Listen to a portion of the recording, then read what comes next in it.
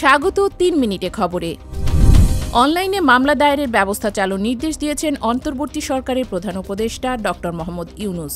সোমবার আইনশৃঙ্খলা পরিস্থিতি পর্যালোচনা বিষয়ক উচ্চ পর্যায়ের বৈঠকে তিনি এই নির্দেশ দেন। প্রধান উপদেষ্টা বলেন, বর্তমানে কোনো অভিযোগ দায়ের করতে হলে নিকটস্থ থানায় যেতে হয়। এই প্রক্রিয়াটি জটিল এবং এতে অপব্যবহারের সুযোগ থাকে। ড. ইউনূস বলেন, পুলিশকে একটি নির্দিষ্ট হেল্পলাইন নম্বর চালু করতে হবে, যাতে দেশের যে কোনো প্রান্ত থেকে অভিযোগকারী এফআইআর দায়ের করতে পারেন। এতে জনগণের ভোগান্তি কমবে বলে তিনি মনে করেন। ভোটাধিকার হারিয়ে যাওয়ার কারণে গণঅভ্যুত্থানের সূচনা হয়েছে বলে মন্তব্য করেছেন নির্বাচন কমিশনার আবুল ফজল মোহাম্মদ সানাউল্লাহ। তিনি বলেন, এই কমিশন দায়িত্ব গ্রহণ করেছে সত্যিকার অর্থে একটি অবাধ, নিরপেক্ষ, উৎসবমুখর ও সুষ্ঠু নির্বাচন আয়োজনের জন্য।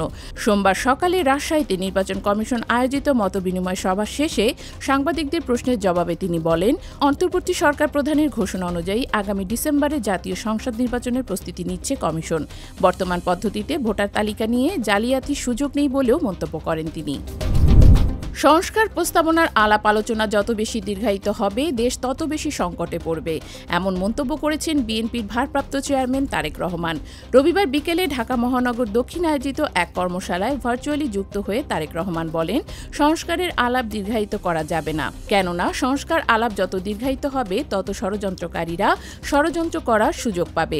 নির্বাচন ছাড়া কোনো ভিন্ন পথ নেই উল্লেখ করে তারেক রহমান বলেন, সংস্কারের প্রস্তাবগুলো বাস্তবায়ন করতে হলে সবার আগে নির্বাচনই প্রয়োজন।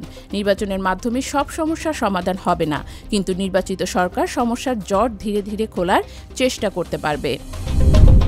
যুক্তরাষ্ট্রের ন্যাশনাল প্রেয়ার ব্রেকফাস্ট অনুষ্ঠানে অংশ নিতে ওয়াশিংটন গেছেন বিএনপির মহাসচিব মির্জা ফখরুল ইসলাম আলমগীর এবং স্থায়ী কমিটির সদস্য আমির খসরু মাহমুদ চৌধুরী।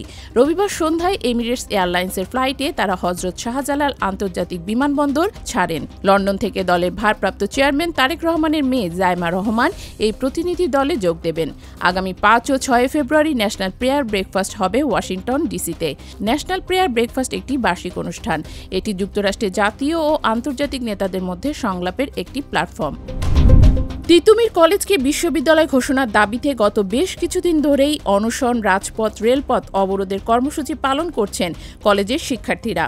তবে শিক্ষা উপদেষ্টা অধ্যাপক ড.